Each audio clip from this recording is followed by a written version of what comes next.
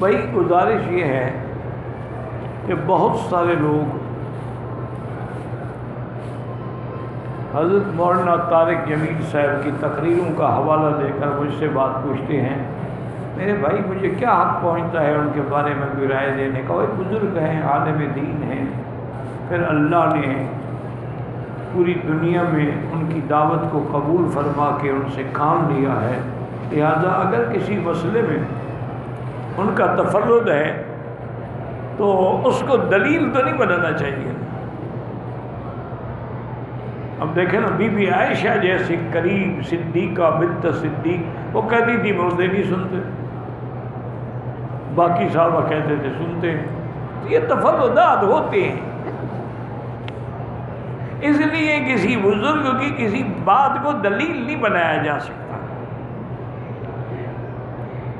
وہ کہتے ہیں اللہ پاک ان کے دعاؤں کو منظور فرمائے۔ اس کی وجہ یہ ہے کہ بات سمجھو۔ سب تو بڑا مسئلہ یہ ہے نا کہ میں نے ایک دن خود والد صاحب سے پوچھا تھا، میں نے کہا حضرت یہ ہم مولویوں پر اعتراض زیادہ ہوتے ہیں اور لوگوں پر تو کوئی اعتراض نہیں ہوتا۔ انہوں نے فرمایا بیٹا سفید چادر ہو تو داغ دور سے نظر آتا ہے، جو پہلے ہی سیاہ ہیں ان پہ کیا اعتراض کریں گے لوگ؟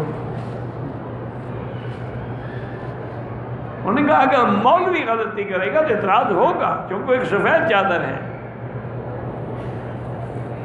اصل جو ہے نا وسیلے سے دعا مانگنا، مسئلہ سمجھو اور کچھ دماغ میں بھی رکھا کرو، یہ نہ ہو کہ یہاں سنا اور وہاں جا کے نکال دیا۔ ایک ہے وسیلہ زندہ آدمی سے پکڑنا، اس میں کوئی اختلاف ہی نہیں ہے کہ ہم کسی بزرگ کے پاس جائیں جی ہمارے لیے دعا کرو، اس میں کوئی جھگڑا نہیں، کوئی اختلاف نہیں۔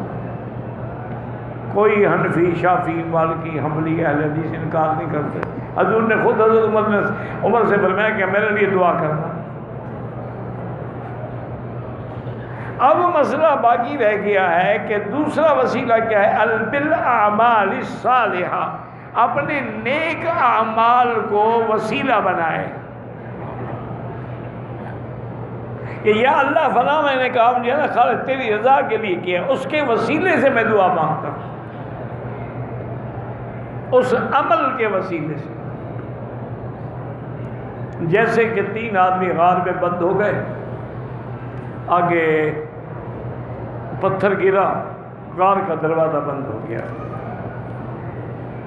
یہ ہوتا ہے پہاڑی علاقوں میں، سلائڈنگ ہوتی رہتی ہے، پتھر گرتے رہتے ہیں۔ اب وہ اندر قید ہو کے رہ گیا اور اتنا بھاری پتھر ہٹائیں کیسے؟ انہوں نے کہا اچھا یار ایسا کرو، ہر آدمی اپنا نیک عمل یاد کر کے اس کے وسیلے سے دعا مانگے۔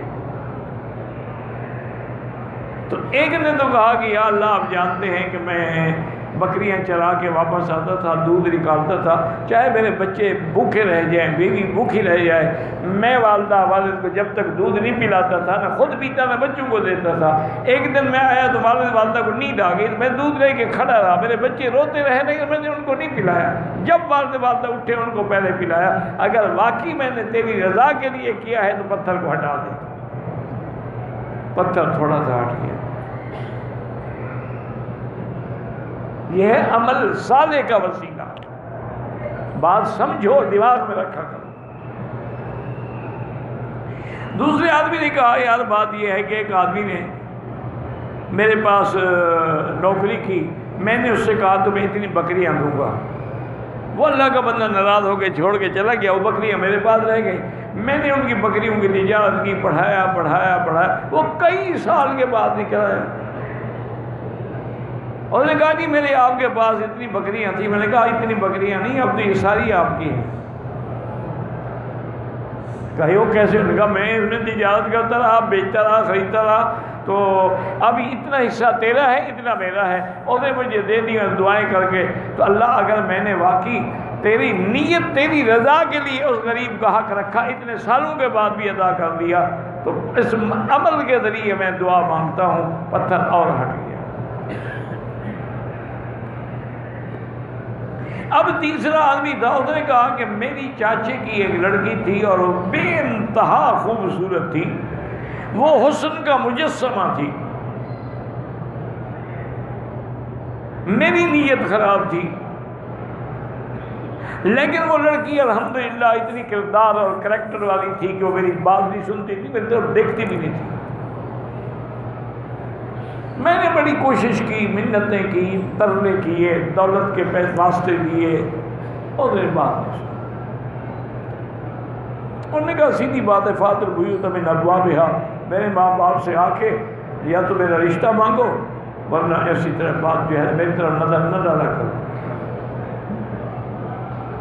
کہتے ہیں کہ ایک رات میں اپنے گھر میں سویا ہوا تھا، کھٹکا دروازہ آدھی رات کو، میں باہر گیا تو وہی لڑکی کھڑی تھی اور رو رہی تھی۔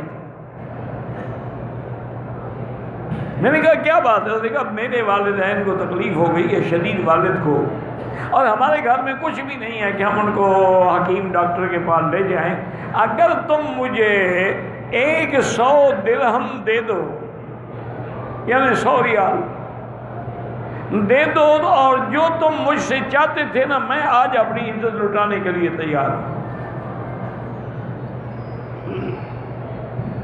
میں خود آئی ہوں تمہارے پاس، میں مجبور ہوں۔ میں نے 100 روپیہ نکالا، اس کو دیا، ہم نے کہا جاؤ اندر۔ میں نے اس کو کمرے میں بٹھایا، میں نے کہا کپڑے شپڑے اتارو، میں تیار ہو کے آتا ہوں۔ میں گیا تو وہ بیچاری کپڑے اتار کے بیٹھی تھی۔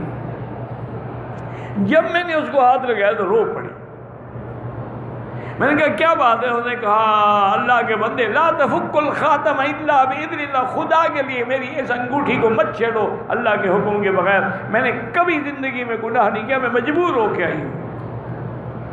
میں نے کپڑے پہن لیے، میں نے کہا جاؤ میرے گھر سے، اور یہ 100 درہم بھی لے جاؤ، میں نے تمہیں دیا ہے، اور میں تمہیں اب ہاتھ نہیں لگاؤں گا اور نہ کبھی تمہیں دیکھوں گا۔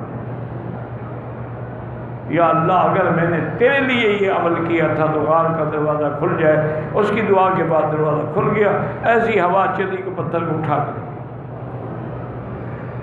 یہ ہے وسیلہ بالاعمال الصالحہ، اس میں کسی کا جھگڑا نہیں ہے، جائز ہے، تمام ائمہ اربعہ کے نزدیک جائز ہے۔ تم نے کبھی کوئی نیک عمل کیا، کوئی خیرات کی، کوئی صدقہ کیا، مسجد بنائی، مدرسہ بنایا، جیسے حضرت ابراہیم نے دعا مانگی تھی نا بنا کعبہ کے بعد، ربنا تقبل منا، قبول فرما ہماری بنا، یہ عمل صالح ہے۔ 2 ہو گئے۔ تیسرا واسطہ ہے ان بزرگوں کا جو فوت ہو گئے، ان کا واسطہ پکڑ کے دعا کرنا کہ یا اللہ حضرت داتا کے علی ہجویری کے واسطہ، پاک پٹن والوں کا واسطہ، شکر گنج کا واسطہ، فلاں کا واسطہ، یہ متفق علیہ ناجائز ہے، کسی کے نزدیک بھی جائز نہیں۔ کوئی امام بھی اس کو جائز نہیں کہتا ہے، ناجائز ہے۔ اب رہ گیا باقی نبی کا واسطہ، یاد رکھو، یعنی کسی بزرگ کی موت کے بعد اس کا واسطہ تو بالاتفاق ناجائز ہے۔ اب ہے نبی اور شہداء کا واسطہ، تو بعض علماء یہی فرماتے ہیں کہ وہ بھی ناجائز ہے۔ جب بھی دعا مانگو سیدھی مانگو، سارے قرآن میں انبیاء نے اللہ سے سیدھی دعا مانگی ہے، واسطہ نہیں دیا۔ قرآن موجود ہے، میری بات پہ اعتبار نہ کرو، خود پڑھ لو۔ آدم علیہ السلام نے دعا کی، نوح علیہ السلام نے کی، ہر پیغمبر نے دعا کی، کوئی واسطہ نہیں دیا۔ تو تم بھی دعا سیدھی اللہ سے۔ بعض علماء انبیاء اور شہداء کے واسطے کو ان کی وفات کے بعد بھی جائز کہتے ہیں۔ وہ کہتے ہیں چونکہ نبی بھی قبر میں زندہ ہے اور شہید بھی زندہ ہے، تو زندہ کا واسطہ تو جائز ہے۔ اس لیے بعض علماء انبیاء اور شہداء کے وسیلے کو جائز سمجھتے ہیں، ان میں مولانا طارق جمیل صاحب بھی ہوں گے، وہ جائز سمجھتے ہوں گے، لیکن جمہور یہی کہتے ہیں کہ نہیں، سیدھی اللہ سے مانگو۔ اچھا ایک بڑی یہ بات میں آپ کو بتا دوں، شاید خدا کرے یاد رہے، میرے طالب علم بھائیوں کے لیے تو کام آئے گی۔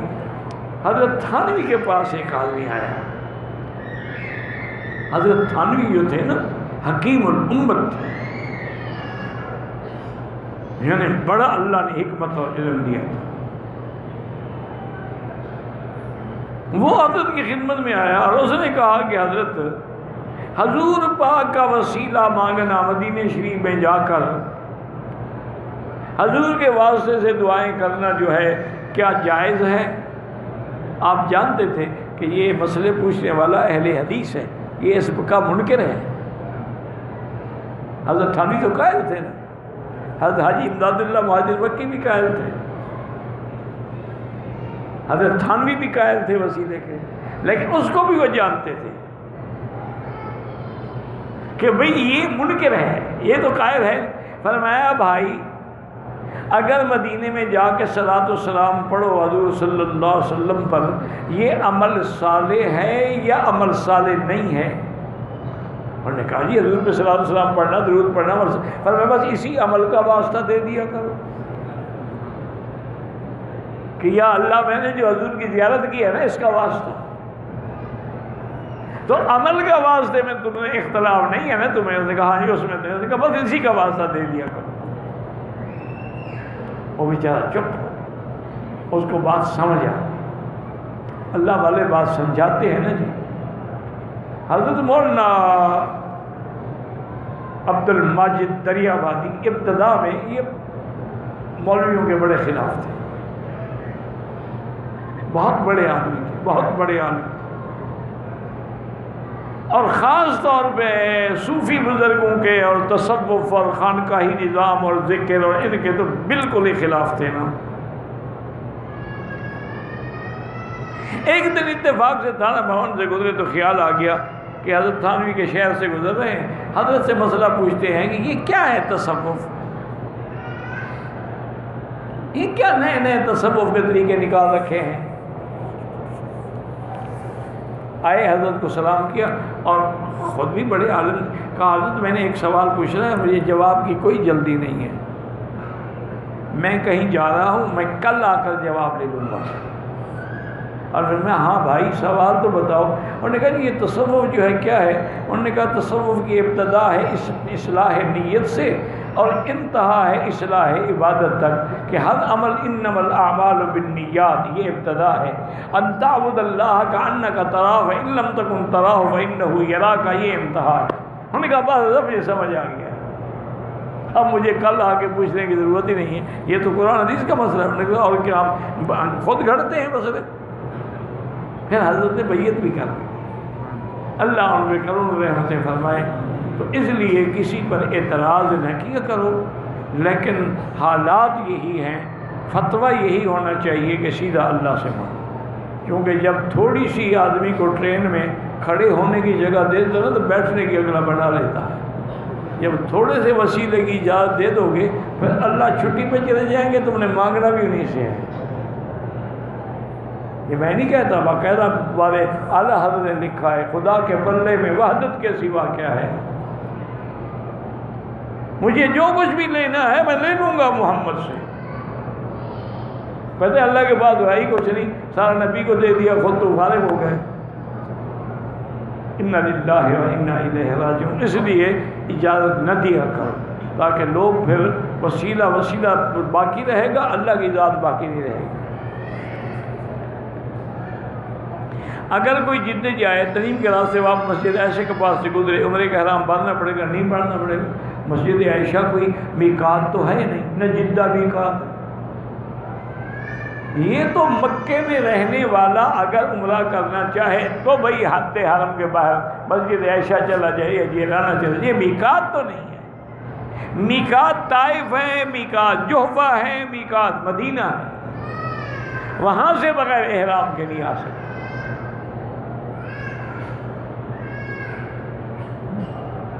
عمرے والوں کے لیے طواف الوداع نہیں ہوتا، کرو تو اچھی بات، ثواب ہے۔ عمرے کا طواف اور صفا کرتے ہوئے مرد بولتے جس سے ٹخنے ننگے رہیں وہاں وہ پہن سکتے ہیں، لیکن بہتر ہے کہ طواف میں نہ پہنیں۔ جیرانہ سے عمرہ کریں، احرام کی چادریں ہوٹل سے باندھ جائیں، کوئی بات نہیں، چادریں باندھنے کا نام تو احرام نہیں ہوتا۔ آپ 10 دن چادریں باندھ کے پھرتے رہیں، ہم آپ کو جوگی تو سمجھیں گے، احرام والا نہیں سمجھیں گے۔ احرام تو نیت کا نام ہے، جاؤ گے نیت کرو گے ٹھیک ہے۔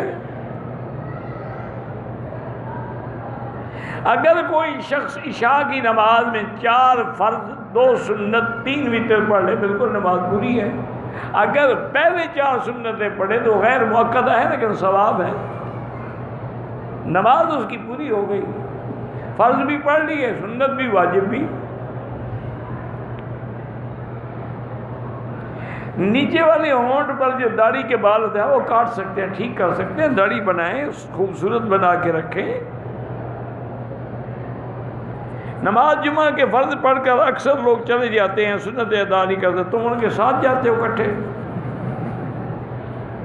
یا تمہیں اللہ نے اسی لیے بھیجا ہے کہ لوگوں کے عیب ڈھونڈتے ہیں؟ وہ گھر میں جا کے پڑھتے ہیں، وہ جانتے ہیں سنت، کہ سنت گھر میں پڑھنا افضل ہے. ہمارا تو گھر نہیں نا، مسافر ہیں ہم، کہاں جائیں؟ بس آتے ہیں اعتراض کرنے کے لیے. عربی کی داڑھی چھوٹی ہے، اس کا قمیص لمبا ہے. او بھئی ہم نے عربی کا کلمہ پڑھا ہے، حضور پاک کا کلمہ پڑھا ہے. جرابوں پہ مسا ائمہ اربعہ کے نزدیک نہیں ہو سکتا. بعض علماء جائز سمجھتے ہیں، لیکن تحقیق یہی ہے کہ مسا جو ہے وہ موزے پہ ہوتا ہے، جراب پہ نہیں. قطروں کی بیماری ہے، امامت کر سکتا ہے، اگر اور کوئی امام نہ ملے تو کر سکتا ہے. ہر نماز کے لیے نیا وضو کرے. انڈیا میں تبلیغ کے کام میں 2 حصے ہو گئے ہیں، یہ 2 جماعتیں ہیں. بھئی سب جماعتیں ٹھیک ہے، دونوں ٹھیک ہے، جس کے ساتھ بھی رہو وہ بات تو دین کی کرتے ہوں گے نا. باقی مجھے تفصیل کا کوئی پتہ نہیں کہ وہ کیا کہتے ہیں وہ کیا کہتے ہیں. یہ اصل میں آپ کبھی غور نہیں کرتے، یہ یہودیوں کی سازش ہے. وہ اس جماعت سے گھبرا گئے کہ یہ کون لوگ ہیں جو 50 ملکوں میں تبلیغ کر رہے ہیں، ان کا پیسہ کہاں سے آتا ہے، فنڈنگ کہاں سے؟ وہ ہر آدمی اپنا خرچ کر رہا ہے، پیسہ کہاں سے آتا ہے؟ کیا مطلب؟ یا تو 1 کروڑ کا آدمی کا پیسہ جو ہے نا، وہ ایک پارٹی، وہ تو ہر آدمی اپنے خرچ کرتا ہے. کھانا کھاتے تو چندہ کر کے پیسے جمع کرتے ہیں، اس میں کیا خرچ ہونا ہے؟ میرے اپنے دوست تھے سردار الہی، وہاں فوت ہو گئے، اللہ ان کی قبر پہ کرو رحمت کر. بہت بڑے زمیندار تھے.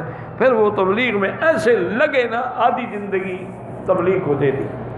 وہ آئے مجھے ملے، کہتے ہیں یورپ گئے تھے تبلیغ پہ، ہم 7 آدمیوں کا ہماری جماعت تھی. ہم ترکی گئے، ترکی سے پھر ہم یورپ گئے. تو ترکی سے ہم نے ایک اسٹیشن ویگن خرید لی 7 سیٹر. پورے یورپ کو ہم نے دورہ کیا، واپس آ کے ترکی میں بھیجی. سارے خرچ کے بعد بھی ہمیں 1,000 مل گیا.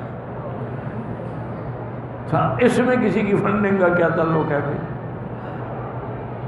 تو اب ان کو یہ خوف کھا رہا ہے کہ یہ کیا ایسی کوئی لوت کی بیماری ہے جس کو چمٹ جاتے ہیں اس کو چھوڑتے ہی نہیں.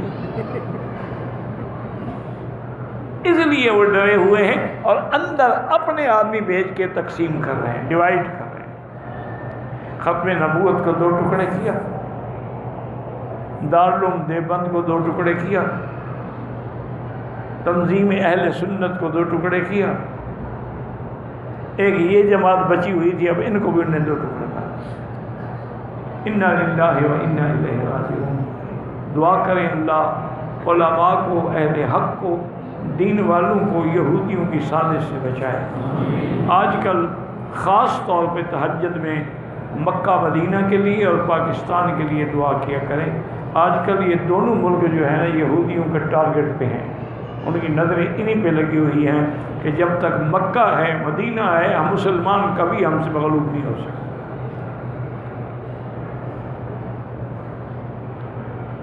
یہ سب کچھ برداشت کر سکتے ہیں، مکہ مدینے کی توہین برداشت نہیں کر سکتے. ایک دفعہ ایک اسرائیل کے صہیونیوں کے ایک بہت بڑے لیڈر نے، وزیر اعظم تھے، پتہ نہیں کون تھے بدبخت، یہ اس دور کی بات ہے جب ضیاء الحق ہوتے تھے.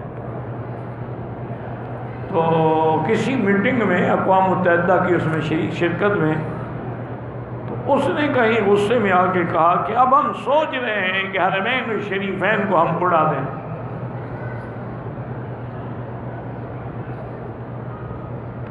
ضیاء الحق مرحوم کچھ بھی ہو تھا وہ دین والا آدمی.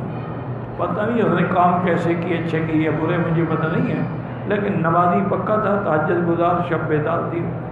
اس سے برداشت نہ ہوا، وہ کھڑا ہو گیا اسی وقت اور نے کہا مسٹر آپ مکے مدینے کو اڑا کیا دیں گے جس دن بری نظر ڈالیں گے تیرا ملک بھی نہیں ہوگا، ہم نے بھی کیٹو کی چوٹی پہ میزائل سیٹ کیے ہوئے ہیں، وہیں سے بیٹھے بیٹھے تمہیں اڑا ڈالیں گے۔ اس کی اتنی منہ ہو گیا اور وہ سمجھ گیا کہ ہاں یہ تو بڑے خطر، اس لیے ان کی نظر اب تم پر ہے یا ان پر ہے۔ اسی لیے وہاں بھی دیکھ لیں جتنی دینی جماعتیں سب کو تقسیم کر دی، یہ ان کی پرانی چال ہے۔ بس دعا کرو اللہ حرمین الشریفین اور بلد الامین کو اور ان کی قیادت کو اور ان کی سیادت کو قیامت تک ہر فتنہ سے محفوظ رکھے، اور اللہ پاکستان کی حفاظت فرمائے، وہاں کے دین والوں کی حفاظت فرمائے۔ وہاں کے مدارس جو ہیں نا یہ دین کا قلعہ ہے، اگر یہ مدرسے نہ رہے دین نہیں رہے گا۔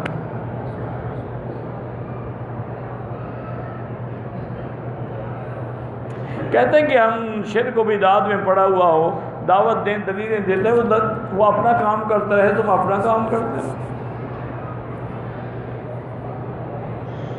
میری بھابھی کو کینسر ہے، اللہ شفا عطا فرمائے۔ میں نے اس کے لیے ایک وظیفہ ہے، وہ کیسٹ میں بتایا تھا، ہو سکتا ہے وہ فیس بک پہ ہو۔ کعبے پر جب آپ باہر سے آتے ہیں نا اپنے ملک سے، پہلی نظر جب ڈالتے ہیں دعا قبول ہوتی ہے۔ میری بہن کا خاوند تو بہت اچھا ہے، گھر وقت نہیں دیتا، رات کو دیر سے گھر آتا ہے، اللہ ہدایت دے۔ بس اس کی بیوی سے کہیں کہ وہ یا لطیف ہو یا ودود ہو پڑھ کے دعا بھی کرتی رہے اور اپنے خاوند کے لیے کچھ بن سنور کے بھی رہے۔ ہماری عورتیں جو ہیں نا یہ دوسروں کے لیے تو کپڑے پہنتی ہیں، زیور پہنتی ہیں، شادی پہ جانا ہو کسی فنکشن میں، خاوند کے لیے نہیں، اس کے لیے ڈین بن کے بیٹھی ہوتی ہیں، وہ آئے تو دیکھتے ہوئے ہی نفرت ہو جائے۔ کچھ اپنے آپ کو بھی بدلو اور وظیفہ بھی پڑھو، صرف وظیفہ کچھ نہیں کرے گا۔ ایک دفعہ مکمل ہونے کے بعد اگر 2 رکعت نہ پڑھیں دوسرے کر لیں کوئی بات نہیں، لوگوں کو حجر اسود پہ دھکے نہ دیا کریں۔ طواف اور صفا کے بعد ہوٹل پر گیا، بھول میں نہا کر کپڑے پہن لی، آدھے گھنٹے حل کرائے، کوئی دم نہیں۔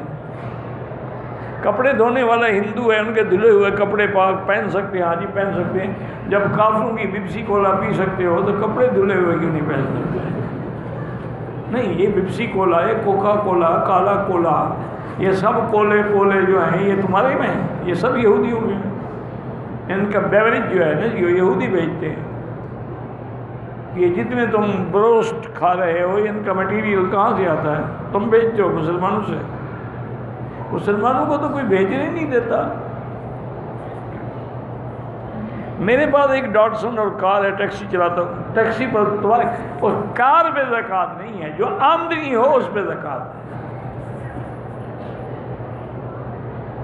16 نومبر میں لیا ہے تو زکوٰۃ اگلے سال نومبر تک تھوڑی تھوڑی دے سکتے ہو، لیکن پہلے سال تو گزرنے دو نا، سال سے پہلے مر جاؤ زکوٰۃ کیوں دیتے ہو؟ بے نمازی اولاد کے لیے یاد الجلال والاکرام، یہ جتنا زیادہ پڑھ کے دعا مانگو گے ٹھیک ہو جائیں گے۔ کچھ عورتیں مدینے سے عمرے کے لیے آئیں، ان میں سے ایک عورت بچھڑ گئی، رات 10 بجے ملی، عمرہ کر چکی تھی، دوسرے دن رات کو یاد آیا بال نہیں کاٹے، پھر فوراً کاٹ لی، کوئی دم شم نہیں۔ عورت کا کوئی حرام ہوتا ہے؟ حضرت فاطمہ کا نکاح حضور پاک نے خود کیا ہے، اور حق المہر میں 400 درہم حضرت علی نے دیے ہیں۔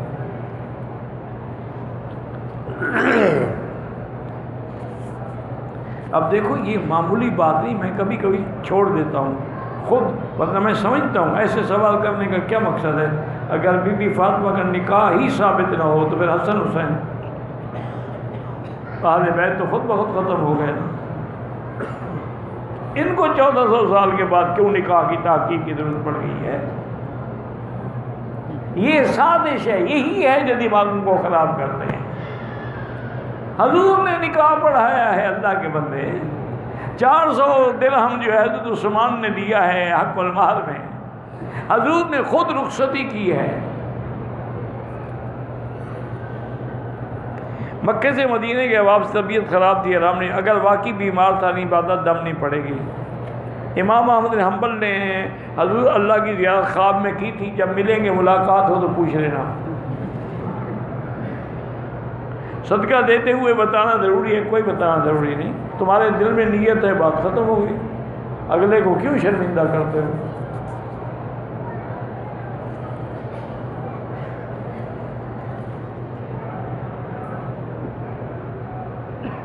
میرے شوہر کے بھانجے نے مجھ سے شرارت کرنی چاہی، میں نے شوہر کو بتا دیا، وہ جانتے ہوئے بھی میرا ساتھ نہیں دے رہے۔ بہرحال اللہ سے دعا مانگو، اللہ آپ کی حفاظت رکھے، اور آئندہ احتیاط کرو، ایسے خبیث کو موقع ہی نہ ملے تم پر نظر ڈالنے کا۔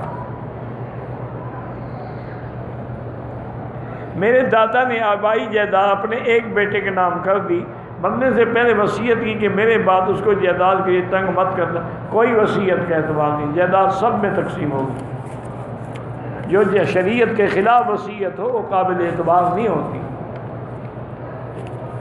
مرد عورت کا نماز پڑھنے کا طریقہ ایک ہے، ہاں بالکل ایک ہے، صرف سجدہ عورت زمین سے مل کے کرے۔ وضو بھی ایک ہے۔ اجوا کھجوروں کو طواف کروانے سے اولاد ہوتی ہے، اجوا کو ہوگی یا تمہیں ہوگی؟ طواف تو وہ کر رہی ہیں، کوئی شرم کرو یار، اجوا ویسے ہی شفا ہے۔ 11ویں شریف کا ختم دلوانا خالص بدعت ہے اور گناہ ہے۔ ہر جمعرات کو مردوں کا ختم دلوانا خالص بدعت ہے اور ہر بدعت گمراہی ہوتی ہے۔ کنڈوں کا ختم جو ہے وہ خالص شیعہ کی رسم ہے، جو حضرت معاویہ کے بغض میں وہ کرتے ہیں، اس کا کھانا بھی حرام ہے، کھلانا بھی حرام ہے۔ وتر کو مغرب کی نماز کے ساتھ ادا کریں، جیسے کہ حنفی حضرات کے نزدیک ہے۔ عورت کو گھر میں بھی پردہ کر، گھر میں پردہ نہیں ہوتا لیکن سر پہ دوپٹہ وغیرہ رکھے، وہ ماں سوا اپنے خاوند کے، شوہر کے کسی کے آگے نہ کھولے۔ چغل خور جو ہے وہ تو زنا سے بھی زیادہ گناہ ہے، وہ تو مردار کھاتا ہے۔ ایحب احدکم ان یاکل لحم اخیہ میتا فکرہتموہ۔ لپسٹک لگا کے نماز پڑھنا بالکل نماز جائز ہے، لیکن وضو پہلے کر لیا ہو۔ ایسا نہ ہو کہ وضو کرو اور اس کی تہ بیٹھی ہوئی اور پانی اندر نہ جائے۔ لپسٹک بھی تو کئی قسم کی ہوتی ہے نا، ایک ہے صرف رنگ ہوتا ہے، ایک ہے کہ تہ بھی بیٹھ جاتی ہے، تہ بیٹھ گیا پھر وضو نہیں ہوگا۔ جیسے ناخن ہے، اگر مہندی لگا لو ناخن پر تو رنگ تو آئے گا لیکن تہ نہیں بیٹھے گی، نیل پالش لگاؤ تو تہ بیٹھے گی۔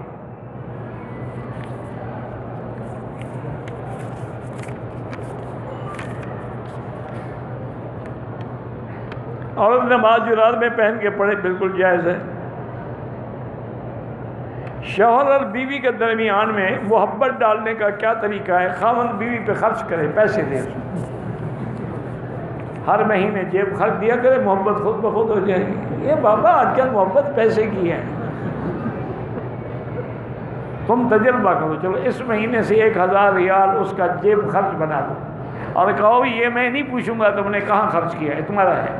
دیکھو محبت بڑھتی ہے کہ نہیں بڑھتی؟ تم جو سارا دن چوکیدار کی طرح کام اس سے کرواؤ اور بس بیوی ہے نا، بیوی کو کیا دینا ہے جی، چھوڑو جی، بیوی ہے نا، بیوی تمہاری نوکر ہے، خریدی ہے تم نے۔ زندہ انسان کے لیے دعا کریں، طواف عمرے کی ضرورت نہیں ہے۔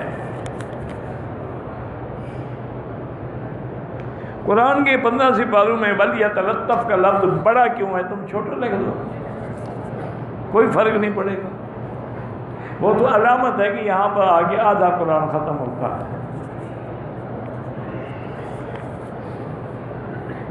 دم کے پیسے غریبوں کو نہیں دے سکتے، نہ بکرا دے سکتے ہو، ذبح کر کے گوشت تقسیم کرو یا مدرسوں میں جا کے دے دو کہ یہ دم کرا دو۔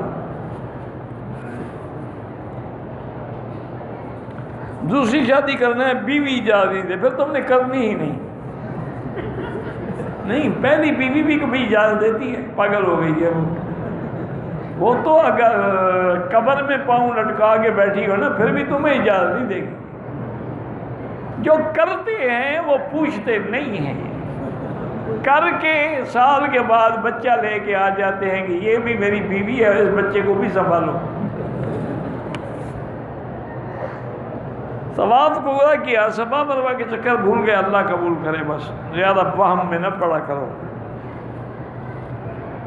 سر منڈانا ہو، منڈانے کے دوران حجام سے کٹ لگ جائے، خون نکل آئے، کچھ نہیں ہوتا۔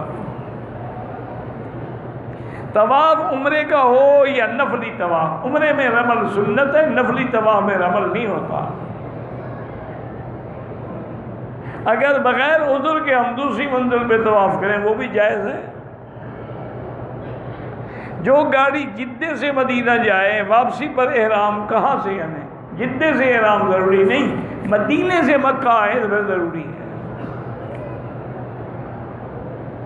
اگر جنازے میں امام صاحب 2-3 تکبیریں کہہ چکے ہیں تو جب امام سلام پھیر لے، جتنی تکبیریں گزر گئی نا جلدی جلدی کہہ دو اللہ اکبر اللہ اکبر السلام علیکم۔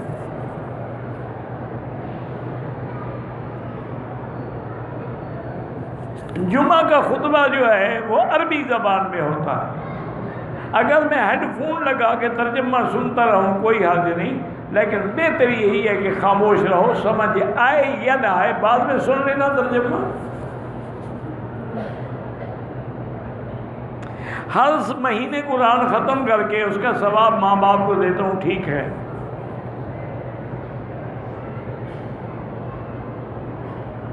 کہتے ہیں جی کہ جب یہاں علماء آتے ہیں خطبہ دینے کے لیے تو پہلے سلام کرتے ہیں۔ ہاں سنت تو یہی ہے کہ السلام علیکم کہیں وہ، لیکن ہمیں حکم ہے کہ ہم چپ رہیں۔ کیا ابلیس پہلا جن تھا جس کو اللہ نے بنایا؟ نہیں، پہلے آپ تھے، وہ دوسرا تھا۔ نہیں، وہ ابلیس جو ہے ابو الجن ہے، جیسے آدم ابو البشر ہے، وہ بھی جنوں کا باپ ہے تو پہلے تھا نا۔ نہیں، آپ کو کیا تکلیف ہے اس کے بارے میں تحقیق کر رہے ہیں؟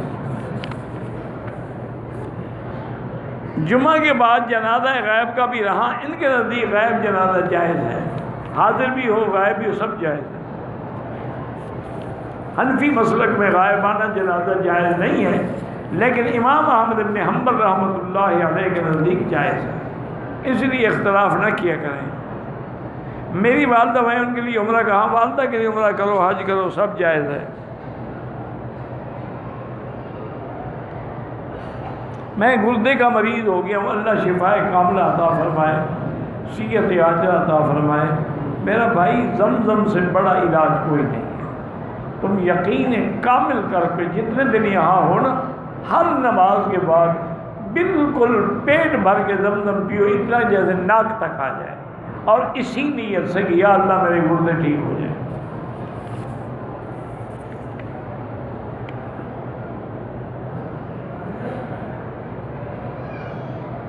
میرا کاروبار ہے، میں ہر مہینے کچھ خیرات کے لیے پیسے الگ کر لیتا ہوں، تو انہی پیسوں سے بھائیوں کو یا رشتہ داروں کو عمرہ کروا سکتا ہوں، کرا سکتے ہیں۔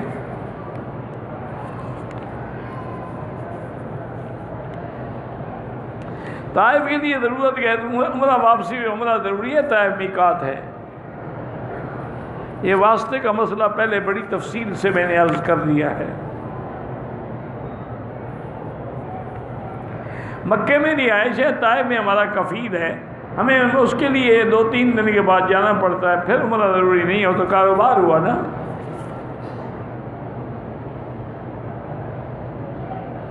اگر کسی عورت کا خاوند فوت ہو جائے تو دیور سے پردہ ہو تو بہت لازمی ہے، دیور تو موت ہے۔ بیمہ پالیسی ناجائز ہے، بین شفا اور بین روا، اللہ موقع دے تو جائیں، پانی ہو تو وہ بھی پئیں۔ جو لوگ آج کل صلاۃ و سلام پڑھتے ہیں وہ اہل بدعت ہیں۔ عذر کی حالت میں اگر بوٹ پہن کے طواف و صفحہ عذر ہو تو پھر جائز ہیں۔ ثواب کی نیت سے کعبہ شریف کے 1 یا 2 چکر لگا سکتے ہیں، بالکل نہیں، 7 چکروں کے علاوہ طواف ہوتا ہی نہیں۔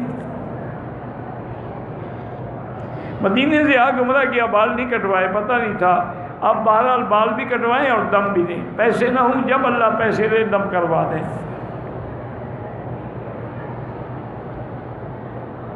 میرے پاس اقامہ نہیں ہے لیکن میں احرام باندھ کر کرسی پر حاجیوں کو عمرہ کرواتا ہوں۔ یہ جھوٹ ہے، کیوں جھوٹ بولتے ہو؟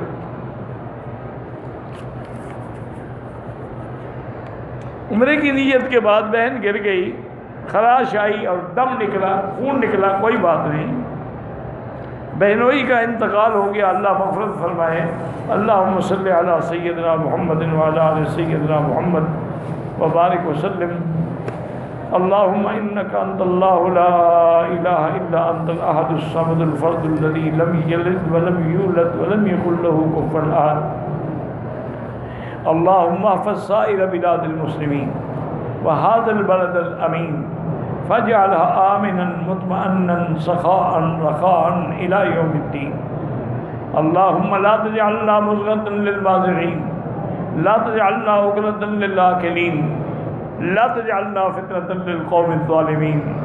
یا اللہ بیماروں کو شفا عطا فرما، یا اللہ بیماروں کو شفا عطا فرما، یا اللہ ہماری ساری ظاہری باطنی روحانی جسمانی بیماریاں دور فرما، یا اللہ بے حیاؤں کو حیا عطا فرما، یا اللہ بے اولادوں کو اولاد صالح عطا فرما، جن کی اولادیں ہیں ان کو صالح بنا، جن کے گھروں میں بچیاں ہیں ان کے رشتے آسان فرما، بے روزگاروں کو روزگار عطا فرما، قرض داروں کے قرض عطا فرما۔ یا اللہ پوری دنیا میں جتنی مسجدیں ہیں، مدرسے ہیں، دین کے ادارے ہیں، دین کی جماعتیں ہیں، دین کے افراد ہیں، سب کی حفاظت فرما۔ یا اللہ پاکستان کی حفاظت فرما، یا اللہ پاکستان کو یہود اور ہنود کے حملے سے محفوظ فرما۔ یا ارحم الراحمین، یا اکرم الاکرمین، تمام آنے والوں کو حرمین الشریفین کے برکات ثمرات نصیب فرما۔